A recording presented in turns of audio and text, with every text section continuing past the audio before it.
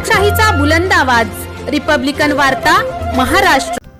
हिंगोली जिल्ह्यातील कळमनुरी तालुक्यातील डोंगरकडा येथे शासन परवानगी नसताना जिल्हा परिषदेचे मुख्य कार्यकारी अधिकारी आणि त्यांच्या अधीनस्थ असलेल्या कार्यकारी अभियंता आणि लेखावित्त अधिकारी यांच्या मुखसंमतीने 44 लाख नागरी सुविधा डीसी हेड मधील मोठ्या ग्रामपंचायतीचा रस्ता अनधिकृतरित्या शासन निर्णयाला डावलून सिमेंट रस्ते देता येत नसताना आर्थिक लाभापायी जिल्ह्यात टेंडर स्कॅम सुरू असल्याचा आरोप वंचित बहुजन आघाडीने केलाय। त्या अनुषंगाने कारवाई करण्याचे निवेदन जिल्हाधिकारी यांना देण्यात आले आहे। हिंगोली जिल्हा वंचित बहुजन आघाडीच्या वतीने हिंगोली जिल्ह्याचे जिल्हाधिकारी साहेब यांच्यासोबत अनेक विषयांवरती चर्चा झाली। जिल्ह्यामधला सगळ्यात महत्त्वाचा विषय म्हणजे डीपीडीसी अंतर्गत ग्रामपंचायतीमधील नागरी सुविधामध्ये सिमेंटचे रस्ते करता येतात का, जर करता येतात तर कोणत्या पद्धतीने कोणत्या नियमाच्या आधारे करता येतात याचं उत्तर आम्ही जिल्हाधिकारी साहेबांना मागितले। या पाठीमागचं कारण असं आहे की जिल्हा परिषदेचे सीओ जिल्हा परिषद अधिकारी अत्यंत मुजोर पद्धतीनं गेली 1 वर्षापासून या प्रकरणामध्ये डोंगरकड्याच्या प्रकरणामध्ये मुजोरी पद्धतीनं वागत आहेत।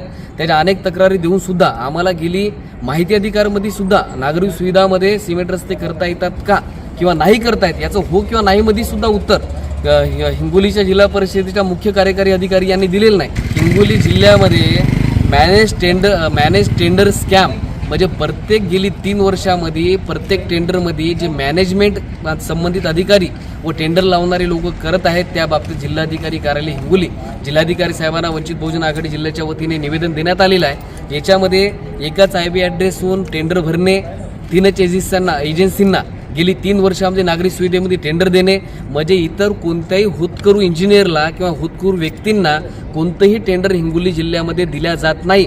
हा सगळ्यात मोठा फक्त पैशाचा व्यवहार आणि पर्सेंटेज घेऊन पैसे घेऊन हे संबंधित टेंडर लावल्या जात आहे असा आरोप आम्ही वंचित बहुजन आघाडीच्या वतीने केलेला आहे। निवेदन जिल्हाधिकारी साहेबांना दिलेले की यामधला जर हे मॅनेजमेंट टेंडर स्कॅम जर उघड जर झाला तर जिल्ह्यामधल्या अनेक होतकरू युवकांना होतकरू इंजिनियरला टेंडर भरता येतील व संबंधित चांगले कामं करता येतील।